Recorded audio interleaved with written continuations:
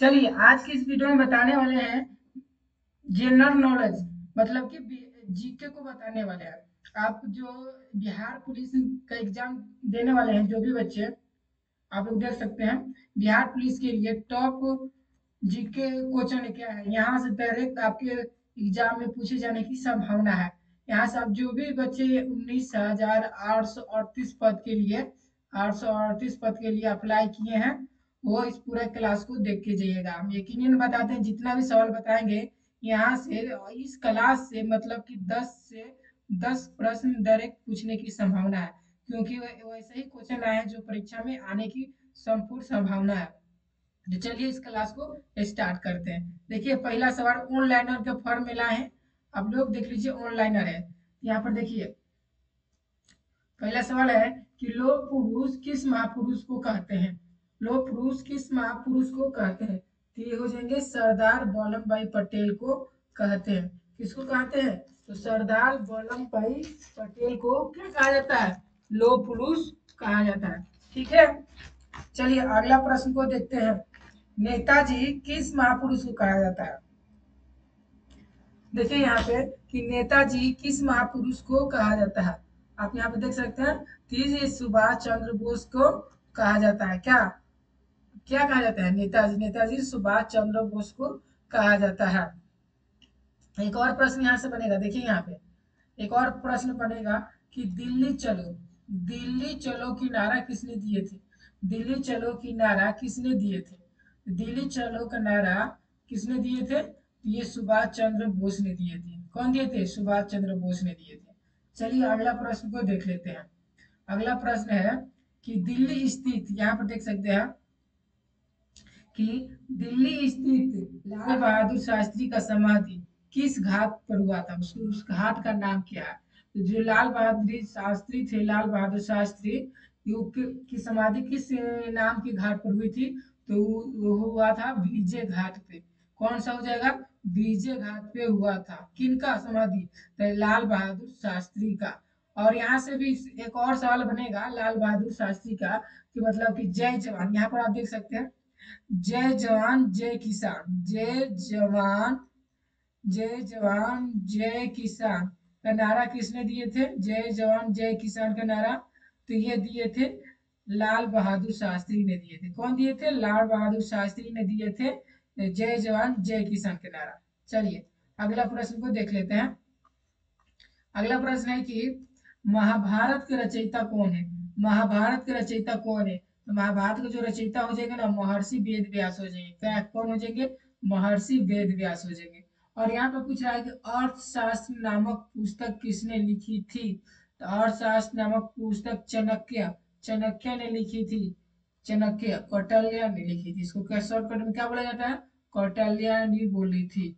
और चाणक्य किनका प्रधानमंत्री था, जो ये चाणक्य था ये किनका प्रधानमंत्री था, तो वो था चंद्रगुप्त मौर्य के। चंद्रगुप्त मौर्य के प्रधान कौन था, चंद्रगुप्त मौर्य के प्रधान कौन था, आप देख सकते हैं, तो चाणक्य था। कौन था, चाणक्य था। और चाणक्य ने ही अर्थशास्त्र नामक पुस्तक की रचना की है। ठीक है, चलिए अगला क्वेश्चन देख लेते हैं। अगला क्वेश्चन देखिए, जय जवान जय किसान का नारा किसने दिया था। देखिए ये पहले हम आप लोग को बता दिए कि जय जवान जय किसान का नारा किसने दिया था। तो पहले ही बता दिए कि लाल बहादुर शास्त्री ने दिए थे। किनका नारा दिए थे, जय जवान। यहाँ बोल रहा है कि जय जवान जय किसान का नारा किसने दिए थे, तो हो जाएंगे लाल बहादुर शास्त्री। चलिए अगला प्रश्न को देख लेते हैं। अगला प्रश्न आप यहाँ पर देख सकते हैं, संविधान सभा के अस्थायी अध्यक्ष कौन थे। जो अस्थायी अध्यक्ष, आप यहाँ पर देख सकते हैं अस्थायी अस्थायी अध्यक्ष, जो अस्थायी अध्यक्ष थे ना, वो डॉक्टर राजेंद्र प्रसाद थे। डॉक्टर राजेंद्र प्रसाद थे। और राजेंद्र प्रसाद के बारे में और थोड़ा जानकारी ले लेते हैं। चलिए, इनका जन्म 3 दिसंबर, इनका डॉक्टर राजेंद्र प्रसाद का जन्म 3 दिसंबर 1884 ईस्वी को, आप देख सकते हैं 3 दिसंबर 3 दिसंबर 1884 को बिहार के सिवान जिला में हुआ था। सिवान जिला में हुआ था। सिवान जिला के जीरादेई गांव में हुआ था। कहाँ हुआ था? जीरादेई गांव में हुआ था। संविधान सभा के स्थायी अध्यक्ष डॉक्टर राजेंद्र प्रसाद थे, जिनका जन्म 3 दिसंबर 1884 ईस्वी को सिवान जिले के जीरादेई गांव में हुआ था और इन्हें 1962 ईस्वी में भारत रत्न से सम्मानित किया गया था। इन्हें डॉक्टर राजेंद्र प्रसाद को भारत रत्न से, किन से? भारत रत्न से सम्मानित किया गया। कब? 1962 ईस्वी में भारत रत्न से सम्मानित किया गया और ये भारत के प्रथम राष्ट्रपति भी थे। क्या कौन थे? भारत के प्रथम राष्ट्रपति भी थे। ठीक है, एक सवाल से इतना सवाल बन गया। संविधान सभा के स्थायी अध्यक्ष कौन थे? तो डॉक्टर राजेंद्र प्रसाद थे। ठीक है, अगला प्रश्न देखिए। और यहाँ से एक और सवाल बचेगा। ये अस्थाई है ना, तो अस्थाई पूछेगा ना, तो अस्थाई सचिदानंद सिन्हा हो जाएगा। एक यहाँ से ये सवाल अस्थाई हो गया ना, और यहाँ से एक और से सवाल पूछेगा अस्थाई। संविधान सभा के अस्थाई कौन थे? अस्थाई अध्यक्ष कौन थे? ये हो जाएंगे सचिदानंद सिन्हा। कौन हो जाएंगे? सचिदानंद सिन्हा हो जाएंगे। ठीक है, और यहाँ पर देखिए संविधान सभा के प्रारूप समिति के अध्यक्ष कौन थे? संविधान सभा के प्रारूप समिति के अध्यक्ष कौन थे? तो ये थे डॉक्टर भीमराव अम्बेडकर थे। मतलब संविधान के निर्माता कौन थे? तो डॉक्टर भीमराव अम्बेडकर थे। और यहाँ पे और देखिए संविधान के बारे में पूछ रहा है, संविधान बनने में कितना समय लगा था? तो 2 वर्ष। देखिए संविधान बनने में 2 वर्ष, 2 वर्ष 11 माह 18 दिन का समय लगा था। कितना दिन का समय लगा था? 2 वर्ष 11 माह 18 दिन का समय लगा था। अब पूछ रहा है डॉक्टर भीमराव अम्बेडकर। डॉक्टर भीमराव अम्बेडकर का जन्म कहाँ हुआ था? ये भी प्रश्न पूछेगा परीक्षा में, और पूछा भी है। और ये भी प्रश्न पूछा कि संविधान बनने में कितना समय लगा था? तो 2 वर्ष 11 माह 18 दिन लगा था। और डॉक्टर भीमराव अम्बेडकर का जन्म कहाँ हुआ था? तो जन्म जो हुआ था ना, वो मध्य प्रदेश में हुआ था। कहाँ हुआ था? मध्य प्रदेश में हुआ था।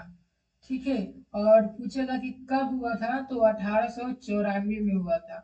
1894 ईस्वी में डॉक्टर भीमराव अम्बेडकर का जन्म हुआ था।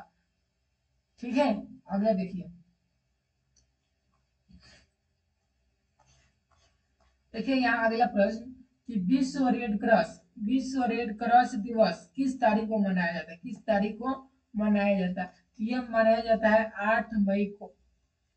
8 मई को विश्व रेड क्रॉस दिवस मनाया जाता है। और यहाँ से भी एक पूछेगा अंतरराष्ट्रीय महिला दिवस कब मनाया जाता है? ये मनाया जाता है 8 मार्च को। यानी मार्च में 8 मार्च को अंतरराष्ट्रीय महिला दिवस मनाया जाता है। और जो विश्व रेड क्रॉस दिवस मनाया जाता है ना, तो 8 मई को मनाया जाता है। कब मनाया जाता है? 8 मई को। ठीक है, और यहाँ देखिए सूर्योदय का देश का नाम कौन सा देश प्रसिद्ध है? मतलब यहाँ जो सूर्योदय के देश के नाम से कौन सा देश प्रसिद्ध है? तो इसका आंसर हो जाएगा जापान। जो जापान है ना, वो सूर्योदय के नाम से प्रसिद्ध किया गया है। अगला देखिए अंतरराष्ट्रीय महिला दिवस किस तिथि को मनाया जाता है? किस तिथि को मनाया जाता है? जो अंतरराष्ट्रीय महिला दिवस है 8 मार्च को, हमको पहले ही बता दिए कि 8 मार्च को मनाया जाता है। ठीक है, चलिए आगे देखते हैं। देखिए यहाँ पर पूछ रहा है कि क्षेत्रफल के दृष्टि से, एक सेकंड देखिए यहाँ पे कि क्षेत्रफल की दृष्टि से जो भारत है, भारत में आप यहाँ पे देख सकते हैं भारत में क्षेत्रफल की दृष्टि से जो भारत है, भारत में छोटा, पूछ रहा सबसे छोटा राज्य कौन सा है? क्षेत्रफल की दृष्टि से भारत में सबसे छोटा राज्य कौन सा है? तो हो जाएगा प्यारा सा गोवा। गोवा हो जाएगा। कौन सा हो जाएगा? गोवा। और यहाँ से एक और प्रश्न बनेगा कि जो क्षेत्रफल है, क्षेत्रफल इनके दृष्टि से भारत का सबसे 12 राज्य, यहाँ 12 राज्य कौन सा हो जाएगा? जो 12 राज्य हो जाएगा क्षेत्रफल की दृष्टि से, वो हो जाएगा राजस्थान। देख लीजिए राजस्थान हो जाएगा। राजस्थान सबसे 12 हो जाएगा। ठीक है, इतना आप लोगों को याद आ गया कि क्षेत्रफल की दृष्टि से भारत का सबसे छोटा राज्य गोवा को बोलेंगे, गोवा को बोलेंगे। और सबसे सबसे 12 राज्य राजस्थान को बोलेंगे। अब यहाँ क्षेत्रफल की दृष्टि से हो गया ना। अब आप लोग को बताते हैं क्षेत्रफल की दृष्टि से, जनसंख्या की दृष्टि से। अब यहाँ पर आप लोग को बता देते हैं जनसंख्या की दृष्टि से सबसे, जनसंख्या जनसंख्या की दृष्टि से, जनसंख्या की दृष्टि से सबसे छोटा राज्य, सबसे छोटा राज्य कौन सा है? सबसे छोटा राज्य सिक्किम हो जाएगा। कौन सा हो जाएगा? सिक्किम हो जाएगा। और सबसे बड़ा जनसंख्या के हिसाब से सबसे बड़ा राज्य भारत का जो है ना, वो उत्तर प्रदेश हो जाएगा। क्या क्या हो जाएगा? उत्तर प्रदेश हो जाएगा। उत्तर प्रदेश मतलब यूपी को कहा जाता है, ठीक है। उत्तर प्रदेश सबसे बड़ा राज्य हो जाएगा कच्छ के हिसाब से, जनसंख्या की दृष्टि से हो जाएगा। देख लीजिए क्षेत्रफल की दृष्टि से सबसे भारत का बड़ा राज्य हो जाएगा राजस्थान, और सबसे छोटा राज्य हो जाएगा गोवा। और यहाँ से और प्रश्न बनेगा, देखिए और प्रश्न बनाते हैं आप लोग को कि क्षेत्रफल की दृष्टि से आप लोग समझ गए, और क्षेत्रफल की दृष्टि से जनसंख्या की दृष्टि से समझ गए। आप जनसंख्या घनत्व की दृष्टि से समझते हैं। जो जनसंख्या है ना, जनसंख्या जनसंख्या घनत्व, तो सबसे जनसंख्या घनत्व सबसे ज्यादा कहाँ है? ज्यादा, सबसे ज्यादा जनसंख्या घनत्व कहाँ है? भारत में तो हो जाएगा बिहार। बिहार में जनसंख्या घनत्व ज्यादा है। कितना है? 1106 है, ठीक है।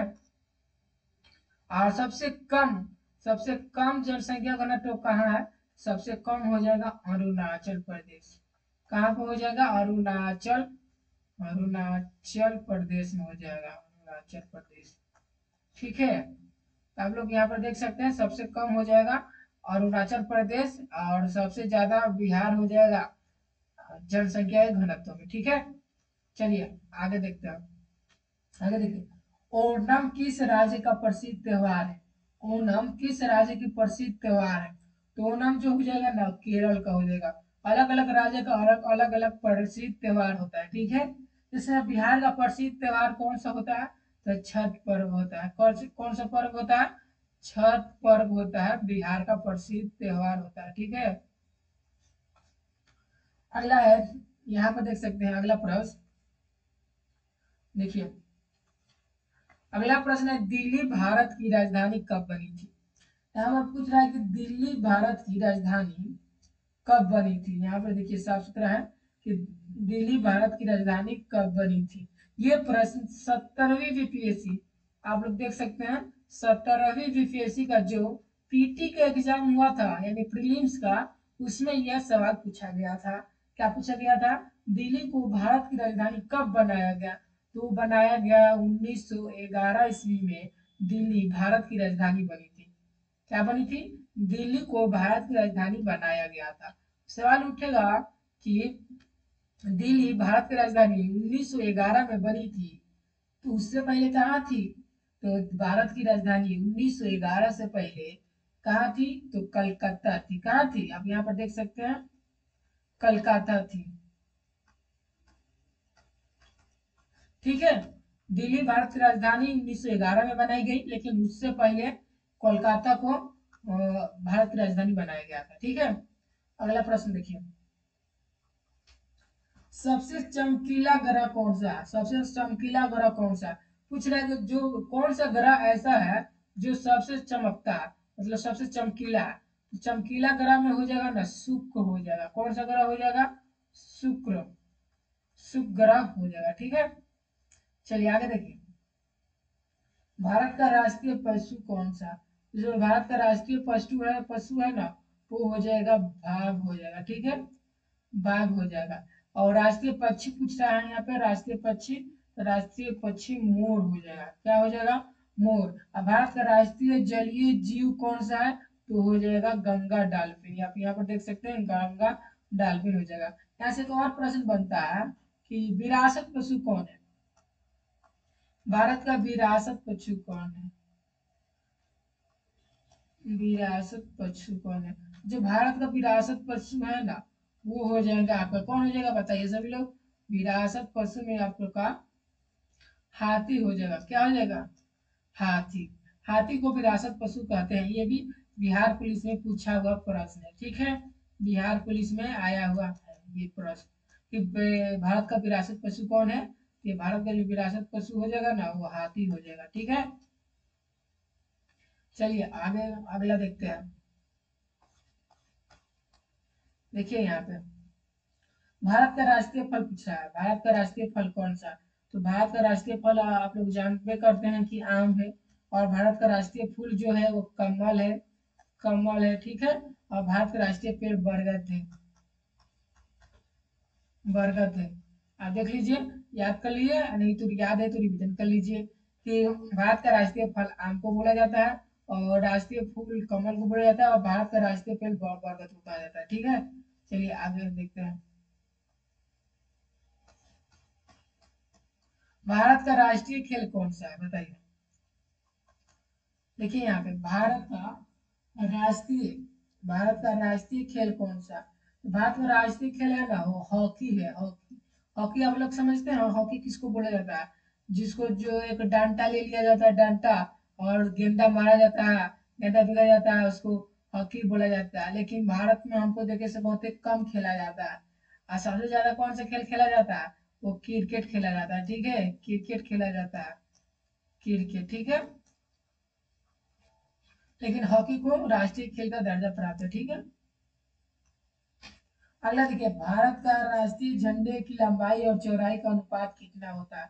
जो भारत का राष्ट्रीय झंडे है उनके लंबाई या चौड़ाई का अनुपात जो हो जाएगा ना 3:2 हो जाएगा, ठीक है, 3:2 हो जाएगा।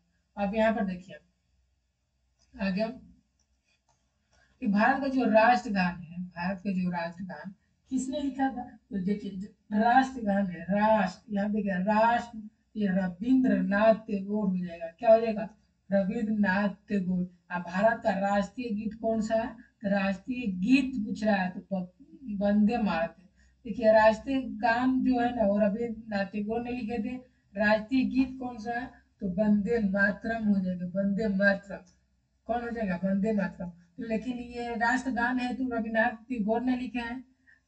राष्ट्रीय गीत जो वंदे भारत है, वंदे भारत बोल रहे हैं सॉरी, वंदे मातरम, ये किन कौन लिखे हैं। जो वंदे मातरम है ना वो बंकिम चंद्र चटर्जी ने लिखे, बंकिम चंद्र चटर्जी ने लिखे। देखिए यहाँ नीचे भी दे दिया गया है, देखिए हम ध्यान नहीं दिए। भारत का राष्ट्रीय गीत किसने लिखे हैं, तो बंकिम चंद्र चटर्जी ने लिखे। कौन लिखे हैं, बंकिम चंद्र चटर्जी ने लिखे हैं, ठीक है। आगे देखिए, महात्मा गांधी को राष्ट्रपिता सबसे पहले किसने कहा। अब बताया जा रहा है कि भारत का राष्ट्रगीत, ये तो चलिए तो बताइए दिए।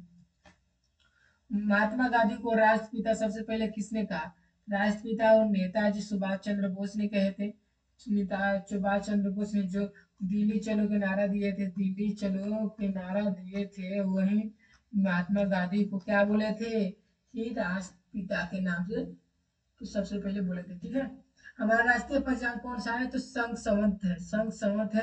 राष्ट्रगान गाने का अवधि 52 सेकेंड है, 52 सेकेंड। और ये हम लोग को बहुत प्राथमिक शिक्षा से ही बताया जा रहा है कि 52 सेकेंड है, ठीक है। स्कूल जो सरकारी स्कूल है वहीं से भी पता चल जाता है 52 सेकेंड का। जो राष्ट्रगान जन गण मन अधिनायक जय है, यही है राष्ट्रगान, जो 52 सेकेंड में गा लिया जाता है, जन गण मन अधिनायक जय है, जय है, ऐसे करके, ठीक है। चलिए आगे अगला बताते हैं।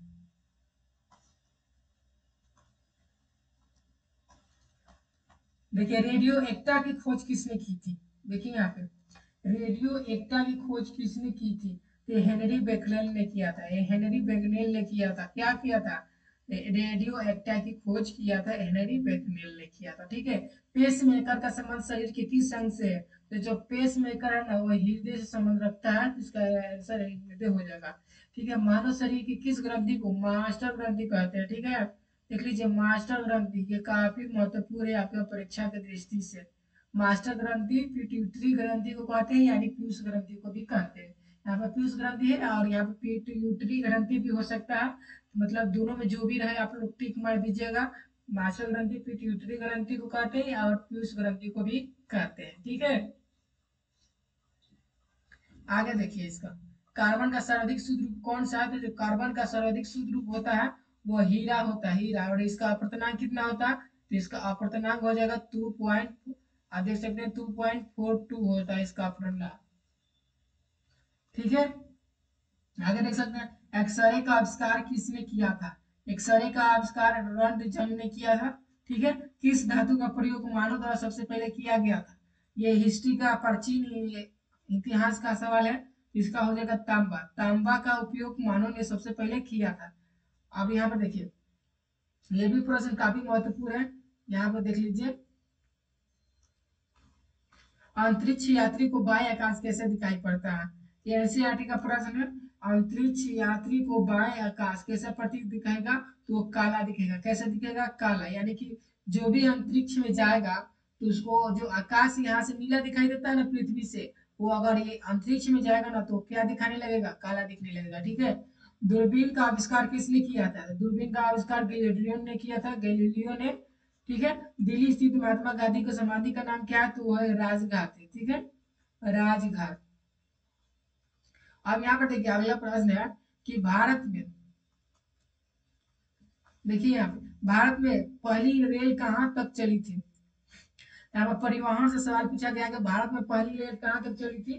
तो ये बम्बई से पुणे की तरफ चली थी। पुणे यानी थाने तक चली थी। कितने किलोमीटर चली थी?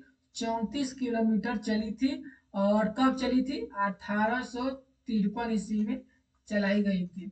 भारत की पहली रेल बम्बई से पुणे, मुंबई से पुणे की तरफ चलाई गई थी। 34 किलोमीटर चलाई गई थी 1853 ईस्वी में। और कहाँ चलाई गई थी? तो कलकत्ता में। नहीं, यहाँ देखिए जो भारत में पहली बार मेट्रो रेल सेवा किस नगर में आरंभ हुआ था? तो कलकत्ता में हुआ था। ठीक है, यहाँ पे देख सकते हैं पहली मेट्रो रेल पूछ रहा है। यहाँ पे मेट्रो रेल कहाँ पे हुआ था? तो कलकत्ता से शुरू हुआ है। और अलग अलग जो भी डिस्ट्रिक्ट है जहाँ बड़ा, वहां पे भी अब धीरे धीरे इसका सेवा उपलब्ध हो रहा है। और जो रेल का बात है तो 34 किलोमीटर चला था, मुंबई से पुणे के बीच में चला था, 1853 ईस्वी में चला था। ठीक है, आप यहाँ पर देखिए,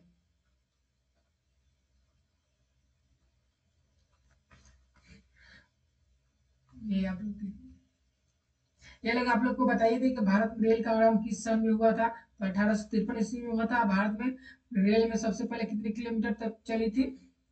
तो 34 किलोमीटर चली थी। ठीक है, चलिए अगला प्रश्न देखते हैं।